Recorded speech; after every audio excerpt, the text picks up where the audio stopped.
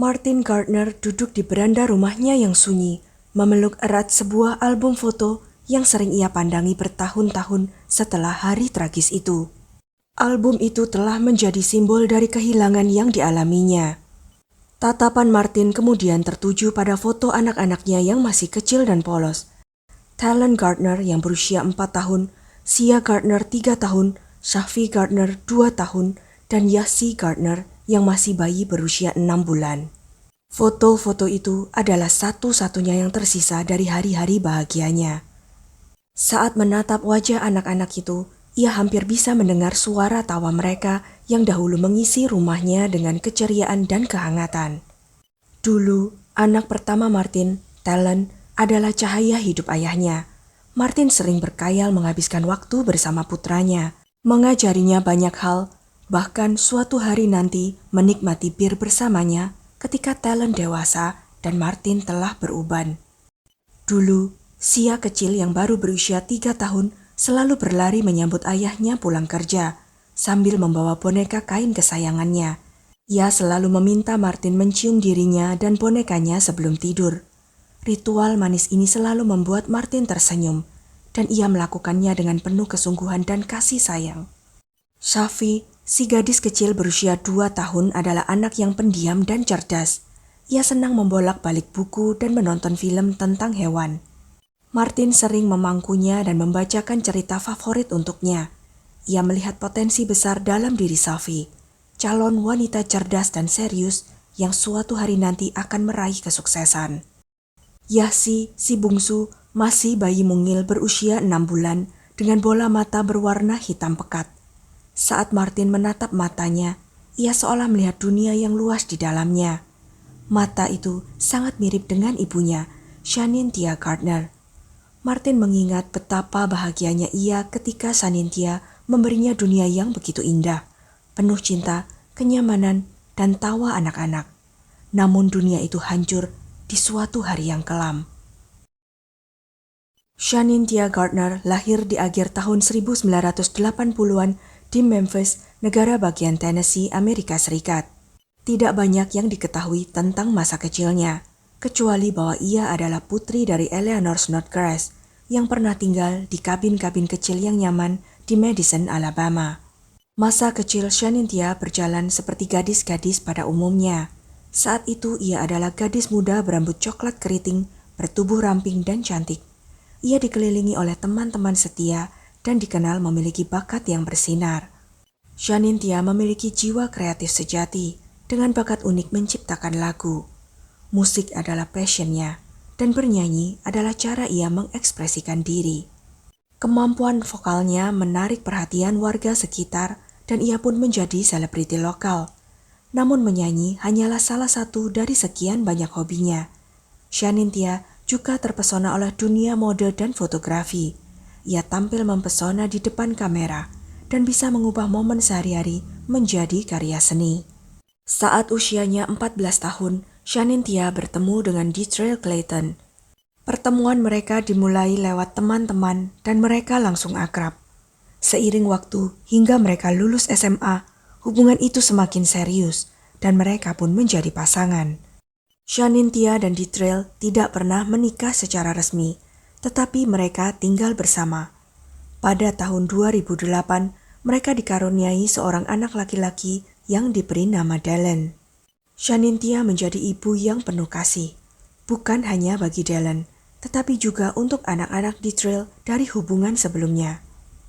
Sonia Clayton, ibu Detrail, memandang Shanintia bukan sekedar pasangan putranya, tetapi sudah sebagai bagian dari keluarga. Sonia sangat menghargai perhatian dan pengabdian Shanintia terhadap anak-anak. Sayangnya hubungan cinta mereka tidak bertahan lama. Tidak banyak yang diketahui tentang penyebab pasti perpisahan mereka. Namun setelah berpisah, mereka tetap menjalin komunikasi. Bagi Detrail, Shanintia tetaplah ibu yang penuh kasih. Beberapa tahun kemudian, pernikahan Shanintia dan Martin Gardner menjadi babak baru dalam hidupnya. Takdir membawanya kepada pria yang tampak membawa kebahagiaan dan stabilitas. Shanintia memenangkan hati Martin lewat kelembutannya dan cinta yang besar terhadap anak-anak. Kisah cinta mereka berkembang cepat. Pada September 2013, mereka memutuskan hidup bersama dan pindah ke sebuah kompleks apartemen di Tenggara Shelby County. Pernikahan itu menjadi awal dari fase kehidupan baru mereka. Tak lama kemudian, mereka dikaruniai anak pertama, Talon Gardner. Kemudian pada 2014, lahirlah Shia. Dua anak perempuan lainnya, Shaffi dan Yahsi, menyusul, membuat keluarga mereka semakin besar dan bahagia. Secara keseluruhan, Martin dan Shanintia memiliki 4 anak bersama, ditambah 1 anak dari hubungannya sebelumnya. Bagi Shanintia, anak-anak adalah prioritas utamanya. Ia senang bekerja paruh waktu di rumah sakit anak dan aktif dalam kegiatan sosial yang menggalang dana untuk membantu anak-anak. Itu adalah panggilan hidupnya, dan ia dengan tulus mendedikasikan hidup untuk membantu mereka yang membutuhkan. Jumat 1 Juli 2016 tampak seperti hari biasa yang tidak memberikan tanda-tanda akan terjadi sesuatu yang luar biasa. Sekitar tengah hari, Shanintia berbicara lewat telepon dengan suaminya. Suaranya terdengar tenang, seperti biasanya. Ia memberitahu Martin bahwa ia akan menonton film bersama anak-anak. Tidak ada satupun petunjuk bahwa sesuatu yang mengerikan akan terjadi hari itu. Tapi kemudian, sesuatu yang tidak bisa dipahami mulai terjadi. Kegilaan yang tiba-tiba muncul. Secara mendadak, Shanintia berubah.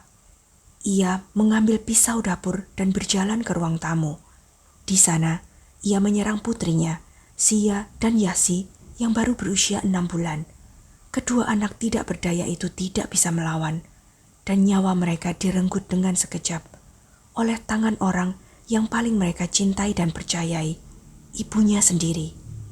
Talon, anak tertua dari pasangan sebelumnya yang saat itu baru berusia 7 tahun, menyaksikan adegan mengerikan itu dengan mata kepalanya sendiri.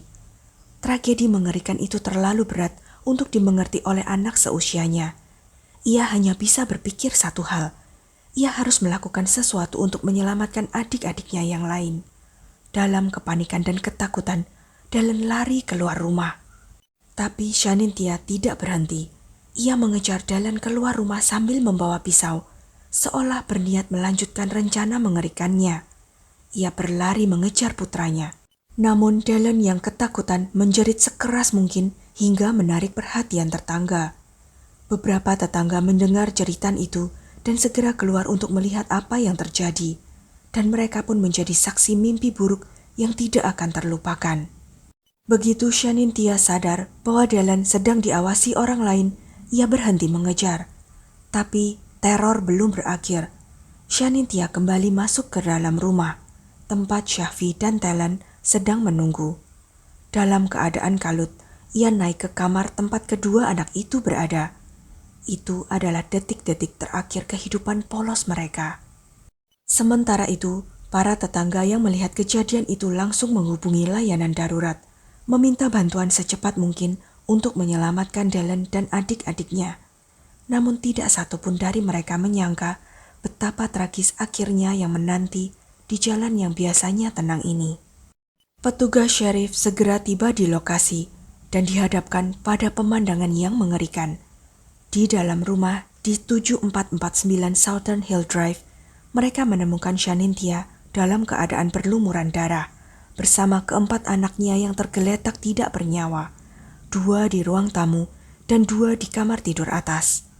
Pemandangan itu membuat semua orang terpaku dalam diam. Shanintia duduk sambil memegang ponsel di tangannya. Dengan suara pelan dan dingin, ia menelepon Martin dan mengaku bahwa ia telah membunuh anak-anak mereka. Petugas forensik pun segera dipanggil dan tiba di lokasi. Darah dan horor terasa di setiap sudut rumah. Pisau berlumuran darah menjadi bukti utama dalam kasus ini.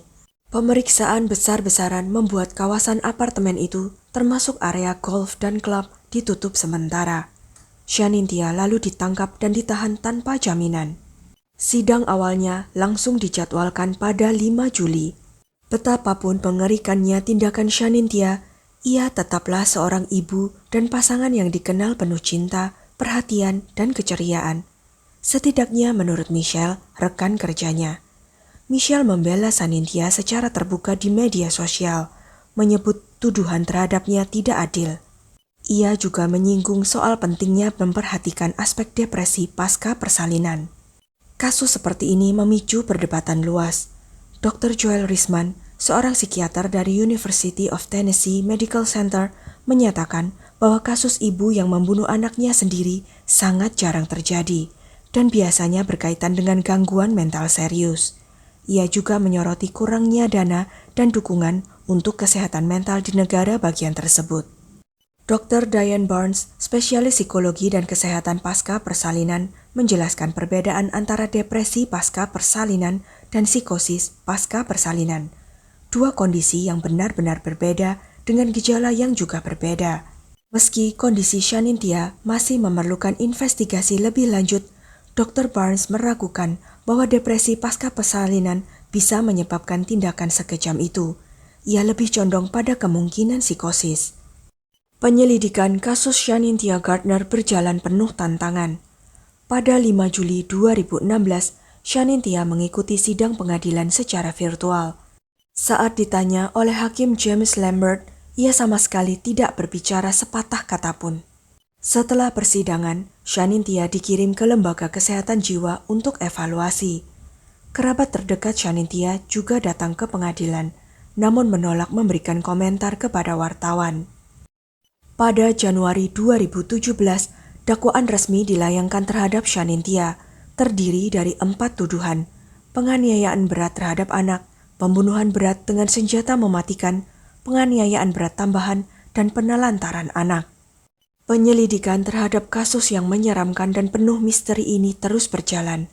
Masyarakat hanya bisa menanti keadilan dan jawaban atas pertanyaan-pertanyaan besar yang belum terjawab. Sidang lanjutan menghadirkan kesaksian dari orang-orang terdekat Shanintya. Sonia Clayton mulai mencoba memikirkan kemungkinan motif di balik tragedi itu.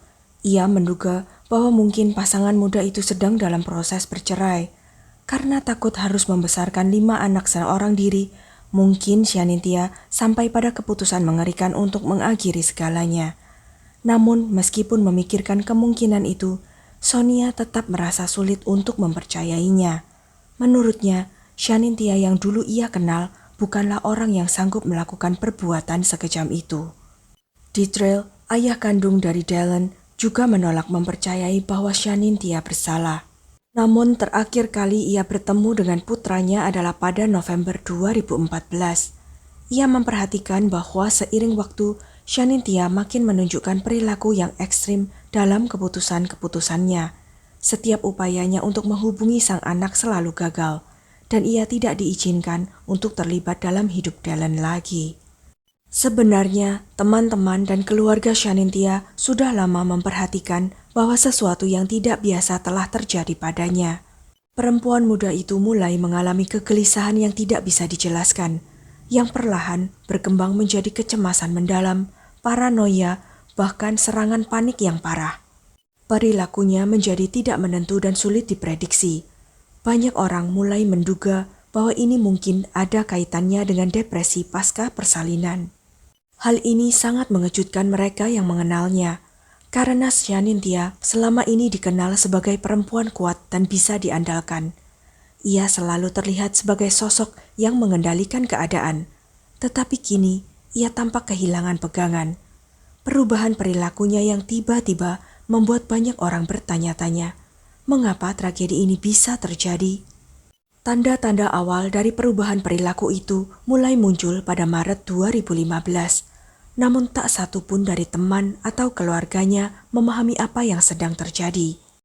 Suatu hari, Shanintya pulang kerja lebih awal dan menjemput kelima anaknya. Dengan kelima anak di dalam mobil keluarga, ia menyetir ke arah jalan yang tidak dikenal, menjauh dari rumah mereka. Saat itu, Martin, sang suami, mengira istrinya hanya ingin berjalan-jalan santai ke taman seperti kebiasaannya. Tapi jam demi jam berlalu, dan Shanintya tidak kunjung pulang. Khawatir, Martin akhirnya mengeluarkan laporan orang hilang. Shanintya ternyata mengemudi sejauh lebih dari 74 mil dari Memphis menuju Corinth, kota yang tidak dikenalnya, tanpa alasan jelas.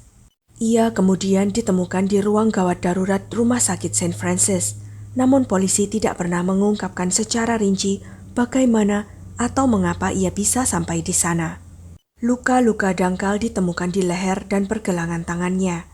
Jika memang ia berusaha bunuh diri, satu-satunya saksi adalah anak-anaknya, tetapi mereka terlalu kecil untuk mengerti apa yang sedang terjadi. Akhirnya, pihak berwenang mengantar Shanintia kembali ke rumah. Namun setelah itu, perilakunya justru semakin aneh. Ia mengatakan pada Martin bahwa ada orang yang mengancam dirinya dan keluarga mereka. Martin terkejut karena Shanintia tidak bisa menjelaskan siapa atau mengapa, dan sebelumnya tidak pernah ada tanda-tanda ancaman seperti itu. Selain itu, saat berada bersama teman atau keluarganya, Shanintia mulai mengeluh soal pekerjaannya. Ia mengatakan bahwa ia sangat tertekan dan merasa tidak nyaman. Tak lama kemudian, ia mulai mengatakan bahwa beberapa rekan kerjanya ingin mencelakainya. Meskipun menunjukkan perilaku yang tidak biasa, Shanintia tidak pernah memperlihatkan tanda-tanda kekerasan terhadap anak-anak atau orang lain. Proses menuju persidangan berlangsung sangat lama, karena ia harus menjalani serangkaian evaluasi kejiwaan. Pandemi COVID-19 juga turut memperlambat proses hukum tersebut, menjadikannya jauh lebih lama dari yang diperkirakan. Pada tahun 2021, persidangan akhirnya dimulai tanpa juri. Tim pembela menekankan kondisi mental Shanintia sebagai dasar pembelaan. Pihak jaksa mengakui bahwa Shanintia memang memiliki gangguan mental, tapi mereka bersikeras bahwa ia masih mampu membedakan antara benar dan salah dan menyadari bahwa tindakannya melanggar hukum. Akhirnya, Pengadilan Kriminal Shelby County di bawah Hakim James menolak pembelaan tersebut. Pada Desember 2021, Shanintia Gardner dinyatakan bersalah atas semua tuduhan yang dikenakan padanya. Pada Februari 2022, Shanintia yang saat itu berusia 34 tahun hadir dalam sidang pembacaan vonis. Suaminya Martin juga hadir. Hakim James menjatuhkan hukuman penjara seumur hidup untuk setiap dakwaan pembunuhan, serta 15 tahun penjara untuk setiap dakwaan tambahan terkait penganiayaan dan penelantaran anak. Shanintia hanya akan bisa mengajukan pembebasan bersyarat setelah menjalani 51 tahun masa hukuman. Karena ia sudah menjalani 5 tahun di penjara sebelum divonis, maka ia baru bisa mengajukan pembebasan bersyarat sekitar 46 tahun kemudian, saat usianya mencapai 80 tahun.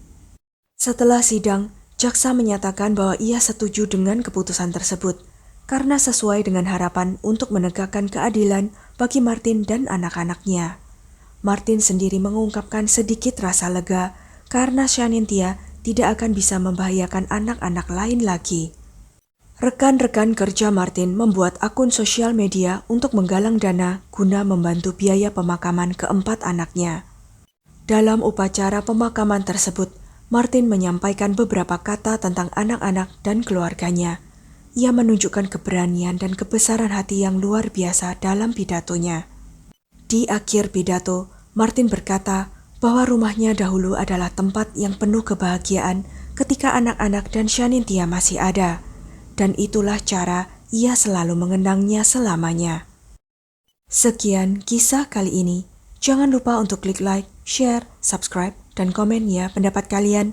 Sampai jumpa lagi di video-video selanjutnya.